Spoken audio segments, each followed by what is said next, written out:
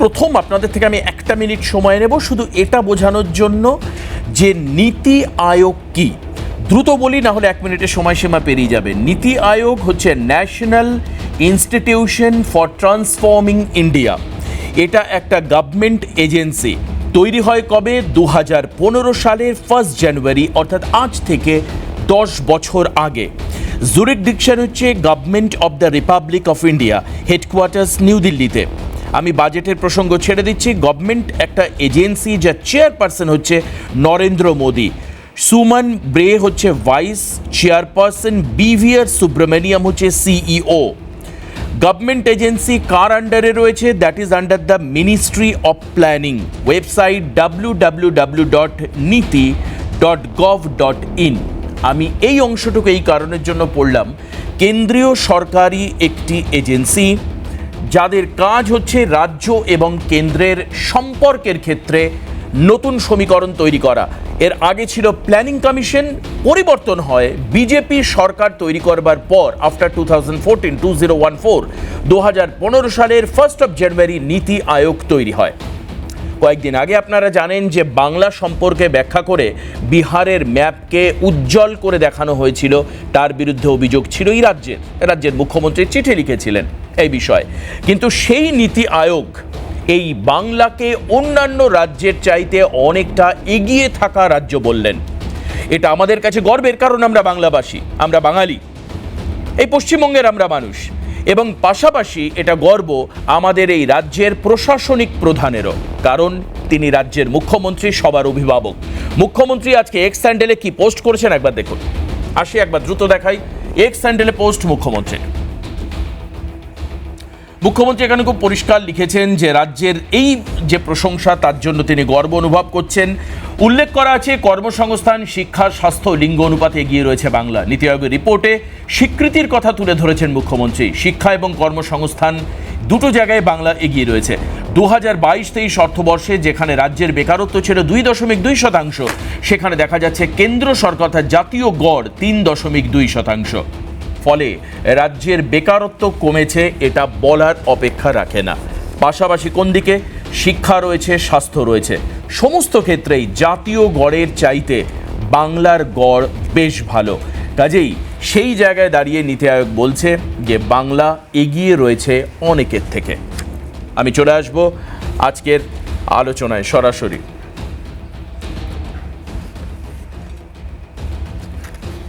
যারা আজকে রয়েছেন আমাদের সঙ্গে আলোচনায় আজকের হাল্লা বলে, আমি পরিচয় করে দেব। তন্ময় মুখোপাধ্যায় আমাদের সঙ্গে রয়েছেন, বিজেপি মুখপাত্র। তন্ময়দাকে স্বাগত জানাই। আমাদের সঙ্গে রয়েছেন কৃষাণু মৈত্র, তৃণমূল কংগ্রেস মুখপাত্র। স্বাগত জানাই কৃষাণুদাকে। আজিজুল বিশ্বাস অধ্যাপক আমাদের সঙ্গে রয়েছেন, আজিজুলদাকে স্বাগত জানাই। শক্তি মৈত্র, জাতীয় কংগ্রেস মুখপাত্র। শক্তিদাও আমাদের সঙ্গে রয়েছেন, আমি স্বাগত জানাই। একদম প্রথম চলে যাব কৃষাণুদার কাছে। কৃষাণুদা, এই প্রশংসায় আপনি এবং আপনার সরকার, আমাদের সরকার, কতটা গর্বান্বিত অনুভব করছেন? কেন্দ্র সরকারের দেওয়া একটা শংসাপত্র বা একটা শংসা, কিভাবে দেখছেন এই প্রশংসাকে? না, প্রথম কথা হচ্ছে এটা তো বিগত 14 বছর ধরে যে সরকার চলছে, যার লক্ষ্য মাটি মানুষের উন্নয়ন, যার লক্ষ্য হচ্ছে প্রান্তিক মানুষের ক্ষমতায়ন, বিশেষ করে যারা প্রান্তিক সমাজ, বিশেষ করে মহিলাদের ক্ষেত্রে। তো সেটা যখন বিভিন্নভাবে কখনো আজকে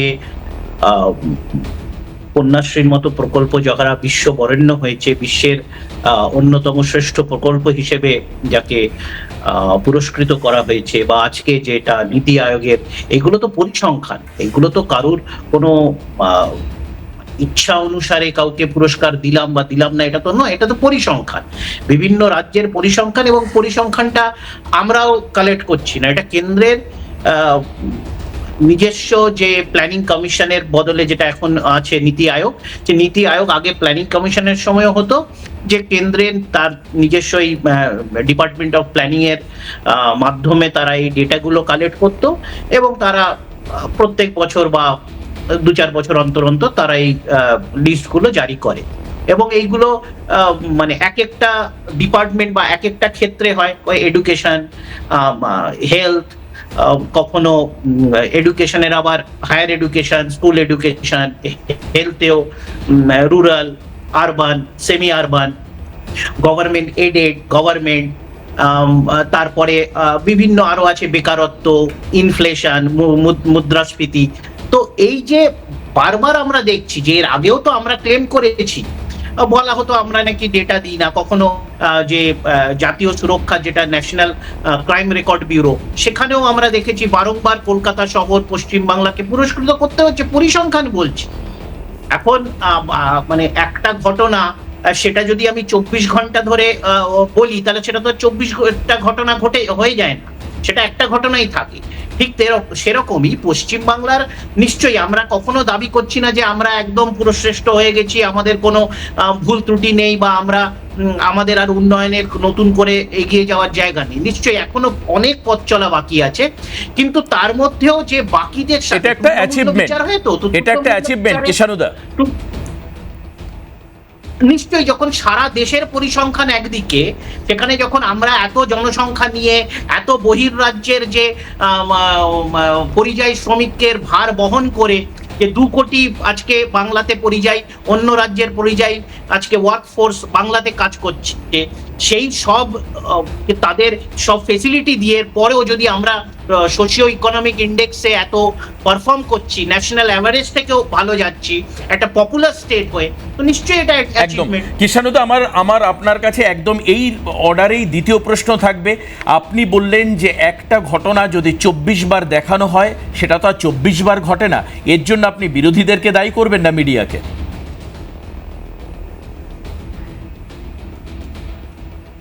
দেখো, এর জন্য আমি দায়ী করলাম কি করলাম না সেটা খুব একটা ইম্পর্টেন্ট নয়। মানুষ কাকে দায়ী করছে, তার কারণ হচ্ছে বিরোধীরা তো তাদের রাজনীতির মূল্যায়ন নির্বাচনে পেয়ে যাচ্ছে, মিডিয়ার মূল্যায়নটাও মানুষ করছে। কেন, মিডিয়ার কিন্তু গুরুত্বপূর্ণ ভূমিকা, কেন কি ডেমোক্রেসির, গণতন্ত্রের চতুর্থ স্তম্ভ মিডিয়া।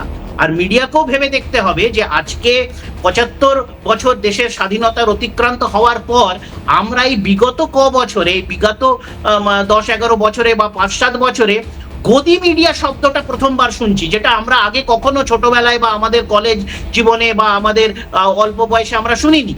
তো এই যে গদি মিডিয়া, এটা কেন এই শব্দটা হলো এবং এটা ব্যাপক হারে পাবলিক কেন অ্যাকসেপ্ট করলো, এটা মিডিয়াকে নিজের ইন্ট্রোস্পেক্ট করতে হবে।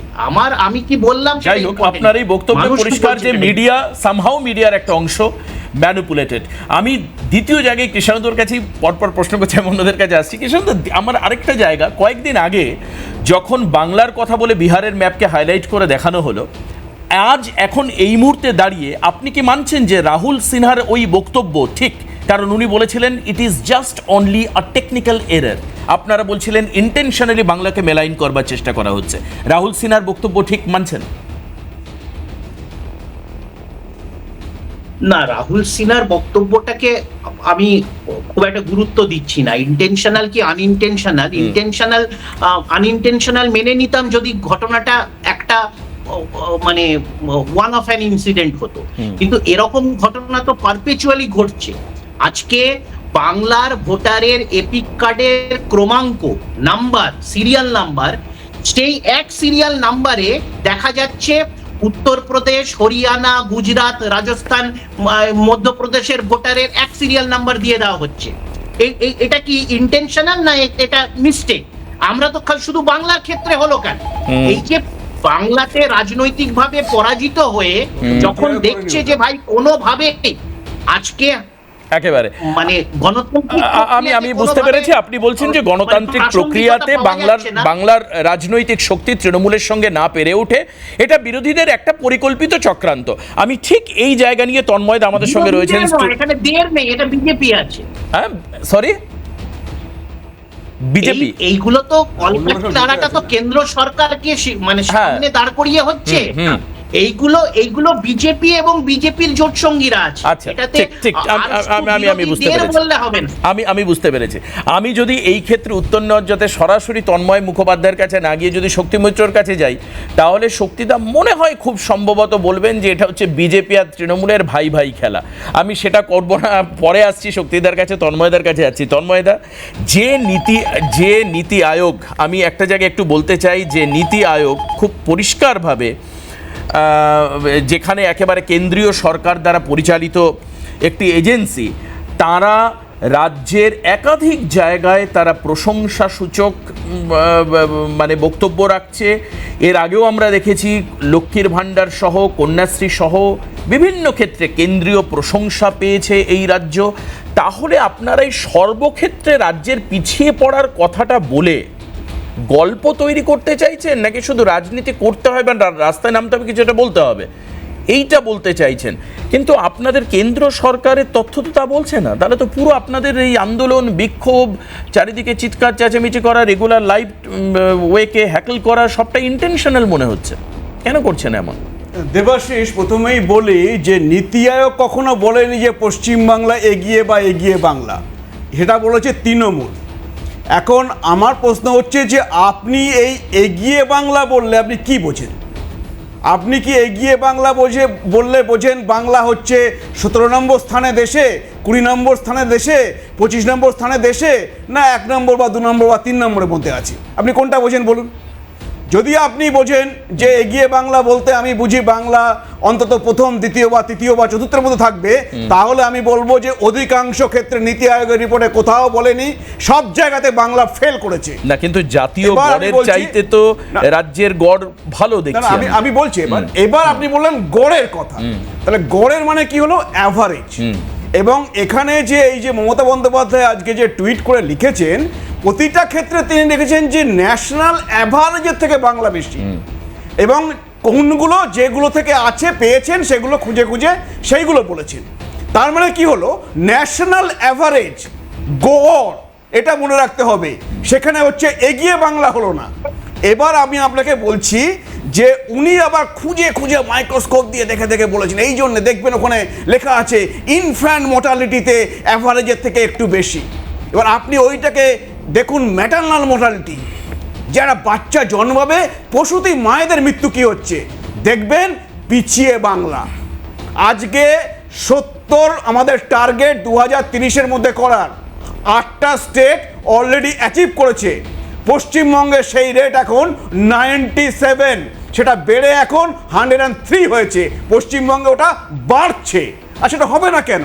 যদি আজকে প্রসূতি মায়েদের 20 স্যালাইন দেওয়া হয়, তাতে যদি তাদের মৃত্যু হয়, তাহলে তো আমার অ্যাডিশনাল মৃত্যু, আমার মনে হয় না সেটাকে কাউন্ট করা হয়েছে। তাহলে হয়তো পরের বছরও দেখবেন ওই সংখ্যাটা আরও বাড়বে। তো এইটা হচ্ছে মমতা বন্দ্যোপাধ্যায় কিন্তু লিখবেন না, এটা হচ্ছে ম্যাটারনাল মোর্টালিটি রেট, পিছিয়ে বাংলা। আচ্ছা, এবার আপনি আসুন যে আপনি বলছেন যে এই জবের ক্ষেত্রে আজকে আপনি স্বাধীনতার আগে থেকে স্বাধীনতার পরে বাংলার মেয়েরা সব দিক থেকে এগিয়ে ছিল বরাবর ভারতবর্ষের অন্য অন্য রাজ্যের থেকে। এটা তো আপনি স্বীকার করবেন। এবং সেটা সেই স্বাধীনতা সংগ্রামে হোক আর কাজের ক্ষেত্রে হোক, সে হচ্ছে কাদম্বিনী, ডাক্তার কাদম্বিনী হোক, আর হচ্ছে আপনি ইতিহাস বলছেন, আমি মাথা নিচু করে প্রীতিলতা ওয়াদ্দেদারের বাংলাকে মেনে নিচ্ছি, মাতঙ্গিনী হাজরাদেরকে মানছি, মাদার টেরেসার কর্মভূমিকে আমি মানছি, কিন্তু জাতীয় গড়ের যে খারাপ ফলাফল, সেটাকে আপনি কেন্দ্র সরকারের ব্যর্থতা বলে কেন মানবেন না? তাহলে দেখুন, আমি বলে দিচ্ছি এবার ফিমেল লেবার ফোর্স পার্টিসিপেশন এতে হচ্ছে পশ্চিমবঙ্গ অ্যাভারেজের থেকে কম। কেন হবে না? যে সরকারের অ্যাটিটিউড হচ্ছে যে রাত্রে কাজ করবেন না, রাত্রে ডিউটি দেওয়া হচ্ছে অ্যাভয়েড করুন, তো সেইখানে ফিমেল পার্টিসিপেশন তো কমই হবে। এটা তো সরকারের পলিসি হয়ে দাঁড়াচ্ছে, সরকারের অ্যাটিটিউড হয়ে দাঁড়াচ্ছে। এখানে কেন্দ্রের কি করার আছে বলুন? আপনি বলুন যে এফডিআই, ফরেন ডাইরেক্ট ইনভেস্টমেন্ট, আজকে ফরেন ডাইরেক্ট ইনভেস্টমেন্ট হলে কি হবে? রাজ্যে জব তৈরি হবে, আমাদের হচ্ছে ইনকাম বাড়বে, যারা সেই সমস্ত কাজ করবে। আপনি ডেটা দেখুন, দেশে প্রথমে তো এগিয়ে আছে মহারাষ্ট্র, গুজরাট, পরপর তামিলনাড়ু, সেগুলো তো আমি বললামই না। আজকে ফরেন ডাইরেক্ট ইনভেস্টমেন্টে যত দেশে এসছে তার 1% কম পশ্চিমবঙ্গ। এখানে ফরেন থেকে কেউ ইনভেস্ট করে না, কারণ তারা সেই সাহসটা পায় না। শুধুমাত্র বিজিবিএসটা হয় একটা সার্কাস শো, এর থেকে প্রমাণ। আচ্ছা, আমি আপনাকে বলে দিচ্ছি দেবাশিস, পার ক্যাপিটা ইনকাম, ধরুন এই ছোট্ট একটা জিনিস, যে মাথা পিছু আয়, সেই মাথা পিছু আয়ে আপনি দেখবেন পশ্চিমবঙ্গের স্থান দেশে 28 নম্বরে। আজকে আমাদের দেশে 28টা রাজ্য আছে, 8টা কেন্দ্রশাসিত অঞ্চল আছে, সে 28 নম্বরের স্থান হচ্ছে মাথাপিছু আয়ে পশ্চিমবঙ্গ। তো পশ্চিমবঙ্গের মানুষ কিনবে কি করে, ক্রয় ক্ষমতা আসবে কি করে? আমি তন্ময়দা, আমি সব বুঝছি, না না এবার কিন্তু আপনি আমাকে একটু যুক্তি দিয়ে বোঝান, আপনি আমাকে একটা যুক্তি দিয়ে বোঝান। যখন কেন্দ্র সরকার কেন্দ্রের দায়িত্ব নিচ্ছে, তার তো একটা কালেকটিভ রেসপন্সিবিলিটি আছে। মানে এটা তো নয় যে বিজেপি মানে উত্তরপ্রদেশ, বিজেপি মানে মধ্যপ্রদেশ, তা তো নয়। বিজেপি মানে একটা ওভারঅল 28টা রাজ্যের একটা কালেকটিভ রেসপন্সিবিলিটি বিজেপিকে নিতে হবে। এখন সেখানে দাঁড়িয়ে তাহলে কি সরকার সমস্ত দেশের অগ্রগতিতে ব্যর্থ হচ্ছে, মানে ফেলিয়ার হচ্ছে? আমি কেন বলছি, কারণ আপনি একদম ঠিক বলছেন যে কোনো রাজ্যের, পশ্চিমবঙ্গ হয়তো কোথাও 6-এ, কোথাও 7-এ, কোথাও 8-এ, কিন্তু কালেকটিভ ফিগার করলে দেখা যাচ্ছে জাতীয় গড়ের চাইতে, আবার আমি রিপিট করছি, অ্যাভারেজের চাইতে পশ্চিমবঙ্গ এগিয়ে রয়েছে। তাহলে এখন আপনাকে বলতে হবে যে জাতীয় দায়িত্ব নিতে আপনারা ব্যর্থ কিনা। দ্বিতীয়ত আপনাকে না হলে আরেকটা ক্ল্যারিফাই করতে হবে যে কোন কোন রাজ্যের জন্য, কোন কোন রাজ্যের অপদার্থতার জন্য কেন্দ্রের এই গড়টা কমছে। কারণ ধরুন ওই মানে 1, 2, 3 যোগ করলে গড় হচ্ছে 2, তার মানে যে 3 হচ্ছে সে তো ডেপ্রাইভ করছে, এখানে অ্যাভারেজের কেন্দ্র কমছে। কোন কোন রাজ্যকে আপনি দায়ী করবেন? এটা হচ্ছে দেওয়াশী, আপনার বুঝতে ভুল হচ্ছে। এই জন্যে যে কেন্দ্র কিন্তু পুরো দেশের জন্য একটা পলিসি ঠিক করে, হ্যাঁ, এবং সেই পলিসি মতন এবার রাজ্যগুলো চেষ্টা করে যে আমি ওই কেন্দ্রের পলিসিটাকে ইউটিলাইজ করে আমার রাজ্যে কি করে বাড়াবো, সেই কম্পিটিশনটা রাজ্যের মধ্যে হয়। একটি রাজ্যের সাথে আর একটি রাজ্য, আমাদের রাজ্য তাতে পিছিয়ে। আপনি একটা কথা বলছি, দেখুন কেন্দ্র হচ্ছে বিভিন্ন জায়গায় আগে যে রেড টেপ ছিল, যে এই ফরেন ডাইরেক্ট ইনভেস্টমেন্টের ক্ষেত্রে, সেগুলো কেন্দ্র একটার পর একটা উঠিয়ে দিয়েছে। তার মানে কেউ আসলে সাথে সাথে খুব টাইম ফ্রেম করে দিয়েছে যে এর মধ্যে ফাইল ছেড়ে দিতে হবে। তাতে কি হচ্ছে, বহু হচ্ছে বিদেশি লোক নিয়ে আসছে দেশে। এখন সেই বিদেশি লোক নিয়ে আসে তো কেন্দ্র তো বলতে পারে না যাও তোমাকে পশ্চিমবঙ্গে কেউ করনি, পশ্চিমবঙ্গে চলে যাও, পশ্চিমবঙ্গে করতে হবে। এটাই কেন্দ্র বলতে পারে? কেন্দ্র বলতে পারে ভারতে এসে করো। এবার এই ভারতে আসলে এবার যদি মহারাষ্ট্র, তামিলনাড়ু, গুজরাট তারা যদি কম্পিট করে যে আমরা তোমাদেরকে এই করে দেবো, আর পশ্চিমবঙ্গে যদি হচ্ছে জমি দেবো না, পশ্চিমবঙ্গে হচ্ছে আমি বুঝতে পেরেছি যে শিল্প উন্নয়নের জন্য অনুকূল পরিবেশ। আমি আপনার উত্তর নেব, কিন্তু তার আগে আমি শক্তিদার কাছে আসবো। শক্তিদা, এই যে কিছু মানে জাস্ট তন্ময়দা শেষ করলেন, যে সত্যি কি কেন্দ্র বলতে পারে যে তুমি গিয়ে রাজ্যে করো? বলতে পারে না তো। তন্ময়দা এটাকে এস্টাবলিশ করবার চেষ্টা করলেন, বাট আমার এখনও আজও ফুটেজটি মনে আছে, প্রধানমন্ত্রী দাঁড়িয়ে বলছেন যে ন্যানো চিপের কারখানা পশ্চিমবঙ্গে একাধিক জায়গায় করার প্রস্তাব নাকি কেন্দ্র সরকার দিয়েছে, মানে সেখানে ন্যানো চিপ তৈরি হবে। আমাদের এই পশ্চিমবঙ্গে জমিও দিয়েছেন, এবং মুখ্যমন্ত্রী তার পাল্টা বক্তব্য পেয়েছিলাম, উনি বলছেন আমি জমির ব্যবস্থা করে দেবো এবং ন্যানো চিপ টেকনোলজি এখানে কারখানা, তার চিপ তৈরি করা হবে। তো যাই হোক, কেন্দ্র হয়তো বা রাজ্যকে রেকমেন্ড করে, অনেক ক্ষেত্রে করে।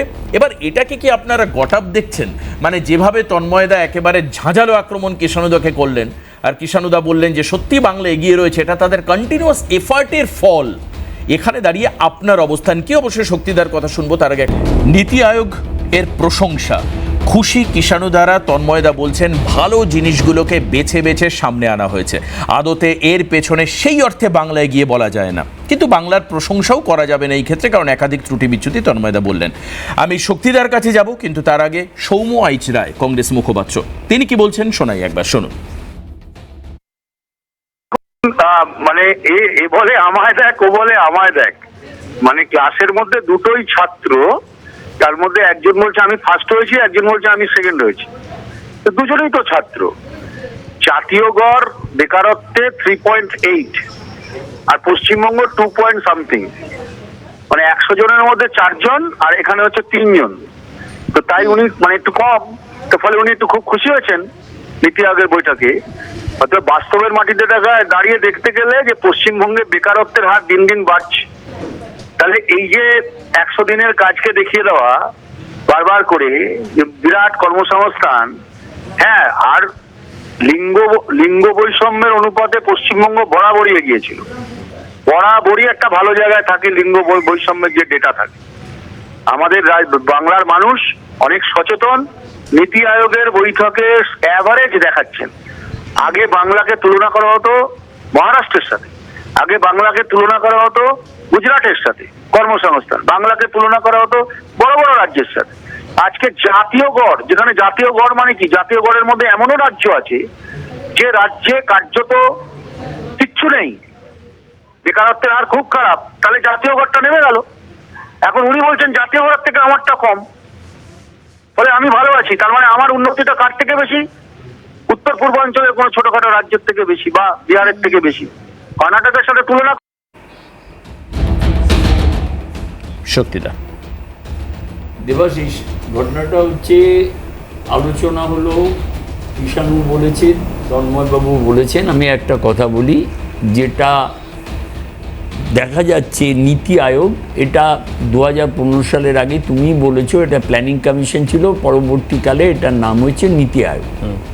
এখন ঘটনাটা হচ্ছে গড় অ্যাভারেজ একটা দিয়েছে, যে অ্যাভারেজে দেখা যাচ্ছে যে শিশু মৃত্যুর হার, বেকারত্ব, তারপরে মহিলাদের কাজ, এগুলোতে জাতীয় গড়ের চেয়ে পশ্চিমবাংলা এগিয়ে। বাস্তবটা কোন জায়গায় দাঁড়িয়ে আছি পশ্চিমবাংলার মানুষ, সেটাই চিন্তা করুন। বাস্তবটা হচ্ছে এই যে আজকে চাকরির জায়গায় শুধু চাকরি চুরি হচ্ছে। আজকে যেখানে এমপ্লয়মেন্টের দরকার, সেখানে আজকে 100 দিনের কাজ, it is not a permanent employment. এইটা পার্মানেন্ট এমপ্লয়মেন্ট নয়, ডেফিনেটলি এটা একটা প্রান্তিক মানুষদের কাজের সুবিধা, এর নিন্দে আমি করছি না। কন্যাশ্রী যে প্রশংসা পেয়েছে তাতেও মানে আমার কোনো দুঃখ নেই, কারণ ভারতবর্ষের প্রান্তিক মহিলারা হাতে টাকা পেলে তাদের যে স্বামীদের থেকে কোনো রকম ভৎসনা শুনতে হয় না, এটা অত্যন্ত সত্য এবং বাস্তব ব্যাপার। কিন্তু দৈনন্দিন জীবনে পশ্চিম বাংলার সংবাদপত্র বলো, মিডিয়া বলো, গদি মিডিয়া কথাটা উঠেছে, কৃষাণু তুলেছে।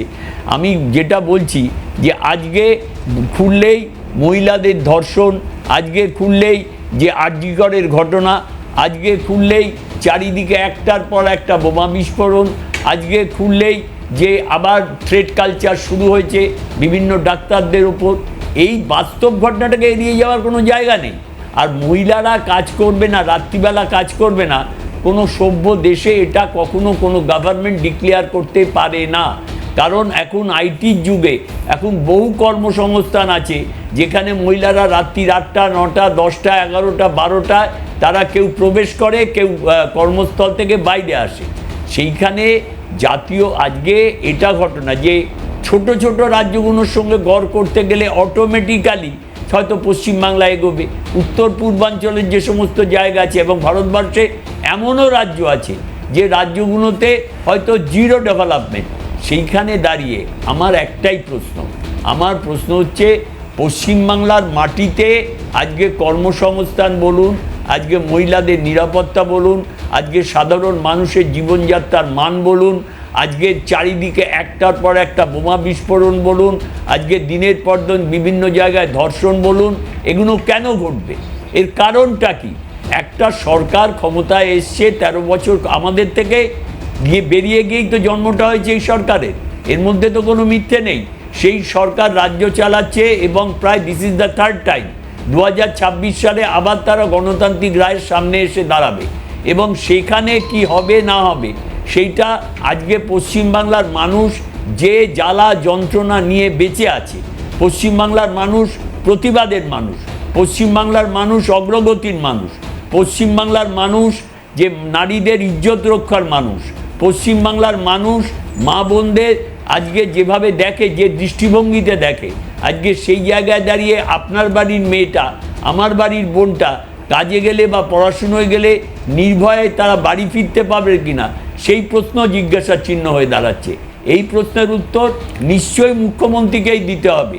এছাড়া দেওয়ার, আজকে তিনি নীতি আয়োগ নিয়ে বহুবার বহু সমালোচনা করেছেন, যখন নীতি আয়োগ তার বিরুদ্ধে গেছে, আজকে তিনি প্রশংসা করছেন তার এক্স হ্যান্ডেলে। তার কারণ সেখানে দেখা যাচ্ছে উচ্চশিক্ষায় যে ডেভেলপমেন্ট বেশি, স্কুল ছুটের সংখ্যা কম, তারপরে মেল ফিমেলের জেন্ডারের ক্লাসিফিকেশান, তারপরে গড় আয়ু, এইগুলো বলা হচ্ছে। এই জায়গায় দাঁড়িয়ে আমার একটাই প্রশ্ন হচ্ছে যে আমি যতদিন বাঁচব, যে অবস্থায় বাঁচব, যে রাজ্যে বাঁচব, সেই রাজ্যের সার্বিক পরিস্থিতিটা কোন জায়গায় দাঁড়িয়ে আছে।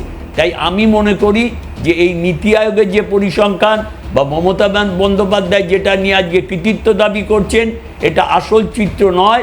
এই চিত্রটা আজকে যেহেতু তার পক্ষে গেছে তাই তিনি এটাকে এক্সপোজ করছেন, যখন বিপক্ষে যেত তখন তার তীব্র বিরোধিতা করে উনি রাস্তায় নামতেন।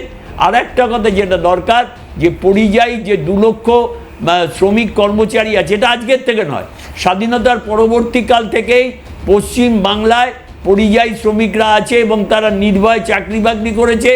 বহু পরিযায়ী আমরা এই ইস্যুটা নিয়ে পরে আসবো, এই ইস্যুটা নিয়ে পরেই আসছে। এই যে পরিযায়ী শ্রমিকরা আমাদের রাজ্যে আছে এবং আমাদের বাঙালিরা বাইরে গিয়ে বাংলা ভাষা বললে কেন তাদের সঙ্গে খারাপ ব্যবহার করা হচ্ছে, কেন তাড়িয়ে দেওয়া হচ্ছে, কোথাও বন্দি রাখা হচ্ছে, মানে অকথ্য নির্যাতনের সামনাসামনি হচ্ছে। একদম ভেরি পেইনফুল চ্যাপ্টার। আমি এটা নিয়ে আজকেই অনুষ্ঠানে আছে, আমি আলোচনা করবো, এটা আমাদের টপিক সিলেকশনও আছে। আমি আজিজুল্লাহর কাছে আসবো। আজিজুল্লাহ, আজকে একটা সার্বিক পরিস্থিতিতে দেখা যাচ্ছে রাজ্য তার যে পার্সেন্টেজ, সেখান থেকে জাতীয় যে গড় পার্সেন্টেজ, ডেফিনেটলি জাতীয় গড় পার্সেন্টেজের ক্ষেত্রে একটা কালেকটিভ ফিগার সামনে এসছে। সেখানে রাজ্য কিছু কিছু জায়গায় এগিয়ে রয়েছে, বিরোধীরা একে মানছে না এগিয়ে থাকাকে। আবার এটাই যদি উল্টো হতো, রাজ্য যদি পিছিয়ে থাকতো, তুমুল সমালোচনা তন্ময়দার শক্তিদা আজ যেরকম করলেন ঠিক তেমনি করতেন, আরো বেশি বলতেন যে রিপোর্টে তো সামনে এসছে। তো আমি আসছি তন্ময়দা, আগে একটু আজিজুলদাকে বলতে দিন প্লিজ। আমার হয়তো ব্যাখ্যা ভুল হতে পারে, কিন্তু তথ্য যেটা বলছে। না, আপনি স্পেসিফিক বলেছেন, একটু আজিজুলদাকে বলতে দিন প্লিজ। আজিজুলদার কাছে আমার প্রশ্ন, তাহলে সত্যিটা কি মানুষ এর থেকে কি বুঝবে? মানে লেম্যান যারা, আমি ধরে নিচ্ছি আমার দর্শকদের মধ্যে অনেকেই সাধারণ মানুষ, তারা রাজনীতির এত মারপ্যাচ ঘোরপ্যাচ নীতি আয়োগ বা তৃণমূল কংগ্রেস বা বিজেপি সিপিএম এত বোঝে না, তারা কি বুঝবে? তাহলে রাজ্যের অবস্থা কি? একজন নাগরিক হিসাবে তার এটা অধিকার আছে জানার তার রাজ্য কোথায় আছে এখন। বিষয়টা হচ্ছে খানিকটা হাস্যকর বলেই মনে হয়, কারণ হচ্ছে জাতীয় গড়টা হয় আমাদের রাজ্যে 28টি রাজ্য আছে, দেশে বেশ কিছু, আমাদের দেশে বেশ কিছু কেন্দ্রশাসিত অঞ্চল আছে। এবার যদি আমি প্যারামিটার ধরি, যে কোনো একটা, যেমন শিশু মৃত্যু বা মাথা পিছু আয়, এখন এমন কিছু রাজ্য আছে জাতীয় গড়ের চেয়ে বেশি, কিছু রাজ্য আছে কম। একদম। এখন সেই জায়গায় যদি একটা রাজ্য, সে আমার রাজ্য পশ্চিমবাংলায়, যদি জাতীয় গড়ের চেয়ে বেশি হয়, সেটা তো বাঙালি হিসাবে, বাংলার নাগরিক হিসাবে, মানে বাংলার মানুষ হিসাবে আমাদের সেটা শ্লাঘার বিষয়। এবং এগিয়ে থাকলো বা পিছিয়ে থাকলো সেটা বিষয়টা হচ্ছে বাংলা জাতীয় একটা গড়, যে আকাঙ্ক্ষা, সেই আকাঙ্ক্ষার চেয়ে একটা উন্নততর একটা জায়গা অবস্থান করছে।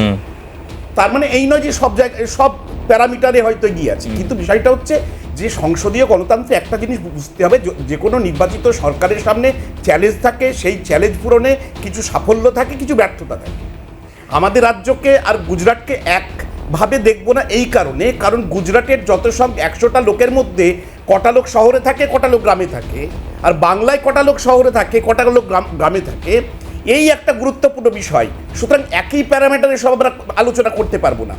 আবার এই যে একটু আগে ইন্ডাস্ট্রিয়ালাইজেশনের কথা বলা হচ্ছিল, এই যে ক্ষুদ্র মাঝারি যে শিল্প, এমএসএমই যেটাকে বলি আমরা, সেটাই পশ্চিমবাংলার যে অবস্থান, সেই অবস্থানটা ভারতবর্ষের নিরিখে অত্যন্ত গৌরবের জায়গায়, শ্লাঘার জায়গায়, যেটা গুজরাতে পাবো না। অর্থাৎ আমাদের বাস্তবের মাটিতে এসে বুঝতে হবে, এই বাংলার মাটিতে ভারী শিল্প গড়ে তোলার ক্ষেত্রে যতটা সমস্যা রয়েছে, অন্তরা রয়েছে জমি অধিগ্রহণের, কিন্তু এই রাজ্যে ক্ষুদ্র এবং মাঝারি শিল্প গড়ে তোলার ক্ষেত্রে একটা বিশাল সম্ভাবনা, এবং সেই সম্ভাবনাকে বাস্তবায়িত করার ক্ষেত্রে বর্তমান সরকারের একটা ইতিবাচক পদক্ষেপ এবং তার কিছু কিছু ফ্রুটফুল রেজাল্ট কিন্তু আমরা লক্ষ্য করি। এবং এই যে আমি বলবো জাতীয় স্তরের ক্ষেত্রে, জাতীয় স্তরের তুলনায় বেশ কিছু আর্থসামাজিক এবং মানবিক জায়গাগুলো যেগুলো খুব গুরুত্বপূর্ণ সাস্টেনেবিলিটির জন্য, সেইগুলোতে জাতীয় গড়ের চেয়ে এগিয়ে থাকাটা কেন হচ্ছে? কারণ বর্তমান রাজ্য সরকারের কিছু সামাজিক ন্যায় প্রকল্প, যে প্রকল্পগুলোকে বিরোধীরা ডোল পলিটিক্স বলতেও পারে, কিছু কিছু ক্ষেত্রে আমারও মনে হতে পারে যে সব, এই যে যেমন আমি বলতে, লক্ষ্মীর ভাণ্ডার কি সব নারীর জন্যই কি দেওয়া উচিত, কি উচিত না, এটা প্রশ্ন হতেই পারে। কিন্তু যে রাজ্যে 100টা মানুষের 72টা লোক গ্রামে বাস করে, এবং এই রাজ্যে গ্রামের মানুষের এম্পাওয়ারমেন্টের ক্ষেত্রে এবং ইকোনমিক যে এই যে মোবিলিটির ক্ষেত্রে, এই যে লক্ষ্মীর ভাণ্ডার বলি, কন্যাশ্রী বলি, বা ওই যে ফসল বীমা বলি রাজ্য সরকারের তরফ থেকে, এই যে সামাজিক ন্যায় প্রকল্প, যেটা বহুজন সুখায় বহুজন হিতায়, এই বা বহুজন হিতায় বহুজন শিখায়, এই যে আদর্শ ডেমোক্রেসির, সেই জায়গাটাই পশ্চিমবাংলা যে অনেক রাজ্যের তুলনায় এগিয়ে আছে, কোন প্রেক্ষিতে? কেন্দ্রীয় সরকারের বঞ্চনার বিরুদ্ধে লড়াই করে। অর্থাৎ অনেক সময় এই আমাদের দেশের প্রধানমন্ত্রী যখন বিধানসভা নির্বাচনে যায় একটা কথা বলে, ডবল ইঞ্জিনের সরকার গঠন করতে দিন। তার মানে কোথাও না কোথাও কেন্দ্র সরকারের যে অ্যাপ্রোচ, সেই অ্যাপ্রোচের ক্ষেত্রে কিন্তু একটা বৈষম্যের বিষয় রয়েছে। অর্থাৎ রাজ্য যদি কেন্দ্র সরকারের দলের হয়, রাজ্য সরকার, তাহলে উন্নয়নটা একই রকম হবে, মানে কেন্দ্র সরকারের মতো হবে। অর্থাৎ এইটা বুঝতে হবে। এখন প্রশ্ন হচ্ছে কেন্দ্র সরকারের এই যে ডিস্ট্রিবিউশন, এই যে একটু আগে বলছিলেন আপনি যে রিসোর্সের যে ডিস্ট্রিবিউশন, এই ডিস্ট্রিবিউশনের ক্ষেত্রে বৈষম্য আছে বলে, অর্থাৎ বিদেশি কোনো বহুজাতিক মাল্টিন্যাশনাল কোম্পানি যদি এই রাজ্যে বা এ দেশে যদি ইনভেস্টমেন্টের জন্য আসে, তাহলে কোথাও না কোথাও কেন্দ্র সরকার যাদের দ্বারা পরিচালিত হচ্ছে এবং যে রিজিয়ন থেকে ডমিনেটেড হচ্ছে, সেই রিজিয়নগুলোতে বা সেই দলের বা শাসক দলের পরিচালিত রাজ্যগুলিতে ইনসিস্ট করা, সেই বিনিয়োগ যাতে যায়, সেই রকমের একটা পক্ষপাতমূলক আচরণ আছে কিনা সেইগুলো কিন্তু দেখা দরকার। সুতরাং বাংলা বঞ্চিত বা বঞ্চনার অভিযোগ বিভিন্ন কেন্দ্র সরকারের স্কিম বন্টনের ক্ষেত্রে বা বরাদ্দের ক্ষেত্রে যেমন উঠে আসে, তেমনি করে আবার বাংলা এবং বাঙালি, আমি বলে নিচ্ছি রাজ্য সরকারের নিয়োগের ক্ষেত্রে জটিল কিছু সমস্যা রয়েছে, কিছু ব্যর্থতা রয়েছে। তারপরেও আমি বলবো জনগণের সামনে যদি অপশান থাকে, সে অপশান কি? বিকল্প। কাকে বিকল্প দেখবে? এই মুহূর্তে পশ্চিমবাংলায় সংসদীয় রাজনীতির বিরোধী মুখকে ভারতীয় জনতা পার্টি ৭৭ থেকে কমে ওই ৬৫-৬৬ হয়েছে, ঠিক আছে, সেটাও একটা গুরুত্বপূর্ণ সংখ্যা। ১২ জন এমপি রয়েছে। প্রশ্ন হচ্ছে বিজেপিকে পশ্চিমবাংলার মানুষ ভোট দেবে কেন? বিজেপির যে সঙ্গে যে ট্যাগলাইন, পিঠে একটা বড় ট্যাগলাইন বাঙালি বিদ্বেষী, আজকেও বলতে পারি এই যে ছত্তিশগড়, ওড়িশা, গুজরাট, মহারাষ্ট্র, বিজেপি, উত্তরপ্রদেশ, মধ্যপ্রদেশ, একেবারে কেন হরিয়ানা, কেন বিজেপি শাসিত এই জায়গাটাই দিয়ে শুরু করব। এই যে বাংলা এবং বাঙালি বিদ্বেষ, আজিজুল দা একটা সুন্দর টাইমলাইন, না না একটা মিনিট, আজিজুল দা একটা সুন্দর টাইমলাইন সেট করেছেন যে বাংলা এবং বাঙালি বিদ্বেষ আমরা সম্প্রতি ভিন রাজ্যে দেখতে পাচ্ছি। বাঙালি শ্রমিকরা বা বাঙালিরা বাংলা ভাষা বলার জন্য, বিশেষত এটা প্রকট হলো যখন বাংলাদেশের শেখ হাসিনা সরকারের পতন হলো এবং ইউনূস সরকার এসে সেখানে আসলেন এবং রুল করা শুরু করলেন, এবং তারপরেই দেখা যাচ্ছে কি যে বাংলা এবং বাঙালির বিদ্বেষ, বাংলার প্রতি বা বাংলা ভাষীর প্রতি একটা বিদ্বেষ সারা ভারতে দেখা যাচ্ছে, যেটা পশ্চিমবঙ্গের রাজ্যের মুখ্যমন্ত্রীও তিনি এটা নিয়ে রাস্তায় নামবেন এবং সেটা দূরদূরান্ত না, আগামীকালই তিনি রাস্তায় নামবেন। এবং এটাও খুব পরিষ্কার হচ্ছে যে বিভিন্ন জায়গায় মানুষ সমস্যার মধ্যে রয়েছেন, বাংলাভাষী মানুষ, তারা প্রবলেমে পড়ছেন নানানভাবে। কিন্তু বাংলাদেশ আর পশ্চিমবঙ্গ এটা যে আলাদা সেটা তো সবাই জানেন, কিন্তু তারা আইডেন্টিফাই করতে পারছেন না। বিজেপি নেতারা বলছেন এর জন্য মুখ্যমন্ত্রী দায়ী, কারণ বেলাগাম অনুপ্রবেশকে উৎসাহ দিয়েছেন মুখ্যমন্ত্রী। কি বলবেন কিষাণুদা? ফেরত এসে আমি শোনাবো, কিন্তু বাংলার ঐতিহ্য এবং ইতিহাস ছোট্ট করে আপনাদের সামনে রাখবো। বাংলা ভাষায় কথা বলা মানুষ পশ্চিমবঙ্গের বাইরে বিভিন্ন রাজ্যে, এমনকি আমাদের একদম প্রতিবেশী রাজ্য উড়িষ্যাতেও অত্যাচারের শিকার হচ্ছেন। কিন্তু বাংলা ভাষা নিয়ে কি সত্যি, বা বাংলা ভাষাভাষীদের নিয়ে সত্যি কি হেলাফেলা করা যায়? ছোট্ট একটি ইতিহাস বাংলা ভাষার, দেখুন এই মুহূর্তে স্ক্রিনে রাখছি। এই বাংলা ভাষা, যেটা হচ্ছে ইন্দো আর্য ভাষা গোষ্ঠীর একটি ভাষা, হচ্ছে বাংলা। কোন কোন জায়গায় বাংলাদেশ, পশ্চিমবঙ্গ, ত্রিপুরা, আসামের কিছু অংশ, ঝাড়খণ্ডের কিছু অংশ এই বাংলা ভাষায় মানুষ কথা বলেন। বাংলা ভাষাভাষী মানুষের সংখ্যা ভারতবর্ষের দ্বিতীয় উল্লেখযোগ্য বিষয়। ত্রয়োদশ শতাব্দীতে যখন মুসলিম শাসকের এদের শাসন করছেন, সেই সময় বাংলা ভাষার ব্যাপক বিস্তার ঘটেছিল। ত্রয়োদশ শতাব্দী সারা ভারতবর্ষে প্রায় ২৫ কোটি মানুষ এই বাংলা ভাষায় কথা বলে থাকেন। বাংলা ভাষা মাতৃভাষা হিসাবে সারা ভারতে ৬ষ্ঠ স্থানে রয়েছে। সবথেকে বেশি কথা বলা ভাষা হিসাবে ভারতে বাংলা স্থান ৭মে। সঙ্গে আপনাদের জানিয়ে রাখি, কেন্দ্র শাসিত দ্বীপপুঞ্জ আন্দামান নিকোবর দ্বীপপুঞ্জেও একটা বড় অংশের মানুষ বাংলা ভাষায় কথা বলেন। এই বাঙালিরা যখন অন্য রাজ্যে যাচ্ছেন, তারা উপেক্ষিত হচ্ছেন, লজ্জিত হচ্ছেন, নক্কারজনক ঘটনা ঘটছে তাদের সঙ্গে। এবার আসুন তাহলে উল্টো, আমি ভাইস ভার্সা যদি দেখি, তাহলে এই রাজ্য পশ্চিমবঙ্গে বাইরের মানুষ তারা কত সংখ্যক থাকেন। শুধু আমরা কলকাতা নিয়ে স্টাডি করছি, কলকাতার সেই ছবিটা একবার রাখবো সামনে। দেখুন, আমরা দেখতে পাচ্ছি কলকাতায় বসবাসকারী মানুষের সংখ্যা ৪৫ লক্ষ মোট।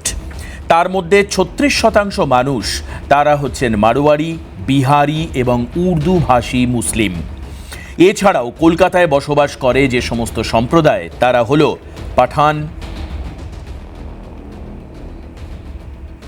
পাঠান, মারাঠি, উড়িয়া, গুজরাটি, সিন্ধি, কাশ্মীরি, নেপালি, পাঞ্জাবি, তিব্বতী, তামিল। উল্লেখ করার মতো ইউরোপিয়ান কান্ট্রির বেশ কিছু মানুষও তারা কলকাতাকে তাদের স্থায়ী বাসস্থান হিসাবে গ্রহণ করেছেন। এটা একটা বিরাট বড় বিষয় যে বাংলায় এরা প্রত্যেকে একে অন্যের সঙ্গে একসঙ্গে তারা থাকে। এবং প্লিজ একটু আমি আসি।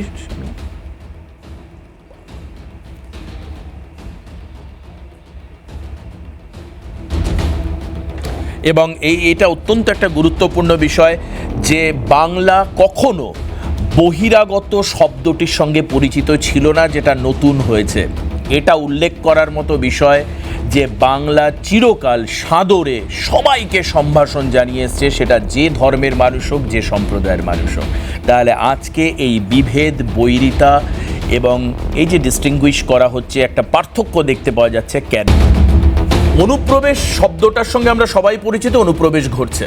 বাংলাদেশি বলে কি বাঙালিরা, মানে যেহেতু ভাষা এক, তার জন্য উপেক্ষিত হচ্ছে, নাকি ইচ্ছাকৃতভাবে বাঙালিকে মেলাইন করবার চেষ্টা করা হচ্ছে, বাংলার যে অস্মিতা তাকে নষ্ট করা হচ্ছে? আজিজুলদা, বাংলা থেকে মানে কয়েক লক্ষ, মানে আই থিঙ্ক সেটা 20 থেকে 30 লক্ষ বাঙালি তারা ভারতবর্ষের অন্যান্য রাজ্যে পরিযায়ী শ্রমিক, বিভিন্ন শিল্পকর্মে, নির্মাণ শিল্প, অলংকার থেকে শুরু করে বিভিন্ন কাজে লিপ্ত থাকে। এবং সেটা দক্ষিণ ভারতের তোমার কর্ণাটক, কেরালা, তামিলনাড়ু, হায়দ্রাবাদ, মানে তেলেঙ্গানা, অন্ধ্রা, এগুলোতে যেমন আছে, তেমনি উত্তর ভারতের বিশেষ করে এই দিল্লিকে কেন্দ্র করে, এদিকে উড়িষ্যা, মানে বিজেপি শাসিত রাজ্যগুলি বলছি, এবং মহারাষ্ট্র, এই রাজ্যগুলোতে মূলত আমাদের রাজ্যের যে জেলাগুলো থেকে পরিযায়ী শ্রমিকদের মানে যাওয়ার সংখ্যাটা বেশি, সেটা হচ্ছে মূলত মুর্শিদাবাদ, মালদা, কোচবিহার, উত্তর দিনাজপুর, এদিকে মেদিনীপুর, পশ্চিম মেদিনীপুর, পূর্ব মেদিনীপুর, উত্তর 24 পরগনা, দক্ষিণ 24 পরগনা। এবং এদের বিশেষ করে নির্মাণ শিল্পে যারা পরিযায়ী শ্রমিক হিসাবে কাজে যায়, তাদের মোস্টলি, তার অধিকাংশই হচ্ছে ধর্মগতভাবে তাদের আইডেন্টিটি হচ্ছে মুসলিম। এবং তুমি যদি দেখো, ওড়িশায় বলো, ছত্তিশগড়েই বলে, এই 2-3 দিনের মধ্যে ঘটেছে উড়িষ্যা এবং ছত্তিশগড়ে, গুজরাটেও ঘটেছে, তার আগে উড়িষ্যায়, এবং ওড়িশাতে ঘটছে, গুজরাটে, দিল্লিতে। এই দিল্লিতেই একটা সেখানে বস্তিতে গন্ডগোল চলছে, জয় হিন্দ বসন্ত কুঞ্জে, সেখানে পুরো সেখানকার জলের লাইট সব কেটে দেওয়া হচ্ছে। এই প্রশ্ন হচ্ছে যে এই যে বাংলা ভাষা ভাষী মানেই সে বাংলাদেশি, এই রকমের একটা আমাদের বাংলার কিছু মানুষকে টার্গেট করা হচ্ছে। তার কাছে আধার কার্ড থাকছে, প্যান কার্ড থাকছে, অন্যান্য আইডেন্টিটি কার্ড থাকছে, তা সত্ত্বেও টার্গেট করা হচ্ছে। এই যে হেট, অর্থাৎ হেট পলিটিক্স, এই যে হেট পলিটিক্স এবং টার্গেট। শক্তিদার কাছে আসবো। শক্তিদা, দুটো বিষয় আজিজুলদার বক্তব্যে উঠে আসলো। আজিজুলদা না বলতে চাইলেও আজিজুলদা বললেন যে রাজ্যগুলোর কথা উল্লেখ করা হলো তারা মুসলিম, মানে যারা এই সম্প্রদায়, এবং তারা বাংলাভাষী। সেই কারণের জন্য হয়তো বিজেপি শাসিত রাজ্যে তারা টার্গেট হতে পারেন, এক। দ্বিতীয়ত, হয়তো তারা বাংলাদেশী, তার জন্য টার্গেট হতে পারেন। কি মনে হয় আপনার? দেখুন, সবচেয়ে বড় কথা হচ্ছে সময়টা অত্যন্ত অল্প। হ্যাঁ, বাঙালি হিসেবে বাংলা কথা বলা এবং বাংলা কথা বলতে না দেওয়া, সেখানে সবচেয়ে বেশি এফেক্টেড হচ্ছে আমাদের পার্শ্ববর্তী রাজ্য উড়িষ্যা, মহারাষ্ট্র, উত্তরপ্রদেশ, এই রাজ্যগুলোতে বেশি হচ্ছে। এখন স্বভাবতই এই প্রশ্নটা আমাদের মনে জাগে যে যেহেতু পশ্চিমবাংলার থেকে পরিযায়ী শ্রমিকরা, শুধু আজিজুলবাবু যেটা বলতে ভুল করেননি, যেটা বলতে ভুলে গেছেন, যে যেমন নির্মাণ কার্যে তারা থাকে, তেমনি অলংকারেও, মানে কর্মকার যারা, ঠিক, তারা প্রচুর মুসলমান এবং বাঙালিরা যায় সেখানে কাজ করতে গিয়ে। আজকে পশ্চিমবাংলার থেকে উত্তরপ্রদেশ, মহারাষ্ট্র হচ্ছেন কেন ডিপ্রাইভড হচ্ছে, তার একটাই কারণ, দাগিয়ে দেওয়া হচ্ছে যে তারা ওপার বাংলার লোক। এবং ওপার বাংলা না মুসলিম, কোনটা? ওপার বাংলা মুসলিম দুটোই। আমি কিষাণুদার কাছে আছি। কিষাণুদা, এই নিয়ে তৃণমূল কংগ্রেস রাস্তায় নামতে চলেছেন, খোদ প্রশাসনিক প্রধান তিনি রাস্তায় নামবেন। এই বিষয়টা কতটা গুরুতর? দেখুন, প্রথম কথা হচ্ছে আগের যে বিষয়টা ছিল তার 2-3টে ভুল তথ্য এখানে হয়তো ইচ্ছাকৃতভাবে বা অজ্ঞতার কারণে এখানে পরিবেশিত হয়েছে, আমি সেইগুলোকে শোধন করে দিই। পার ক্যাপিটা ইনকামে পশ্চিমবাংলার এই যে আমার কাছে এই ডেটাটা আছে, এটা ভারত সরকার স্বীকৃত ডেটা। এইখানে বড় রাজ্যগুলোর মধ্যে গুজরাট, মহারাষ্ট্র আর তামিলনাড়ুর পর পশ্চিমবাংলা আছে। এই যে বলা হচ্ছিল না পশ্চিমবাংলা নাকি 28 নম্বরে, এগুলো সর্বৈব মিথ্যে কথা। তার কারণ হলো মানে এইটা নিয়ে বললে বাংলা নিয়ে বলার সুযোগটা কমে যাবে দাদা, আমাদের সময় তো সীমিত। ওখানে চলে গেছেন তো? না না, আমি বলছি, আমি সঞ্চালক হিসেবে বলছি, আমার তো একটা সময়গত মানে একটা বাধ্যবাধকতা আছে। যখন হচ্ছিল আমি কিছু ভুল খবর বলছেন আপনি, আমি দেখি এই নিয়ে কনফ্লিক্ট তৈরি হবে, বাংলা বাঙালির অস্মিতা নিয়ে বলা হবে না কিষাণুদা। আমি জাস্ট বলছি সময়ের জন্য, আর কিচ্ছু না। পার ক্যাপিটা ইনকাম 2958 আর উত্তরপ্রদেশের পার ক্যাপিটা ইনকাম 1500। আচ্ছা, আপনি এগিয়ে বাংলা সরকার আছে, বাংলা প্রথম চারে আছে, কিসে কিসে বলে দিই, বলতে পারবেন? বন্ধ করো, বলতে পারবেন না? প্লিজ আমি দেখুন কিষাণুদা, আমরা যারা স্টুডিওতে রয়েছি সবাই আমরা বাঙালি, আমরা সবাই বাঙালি।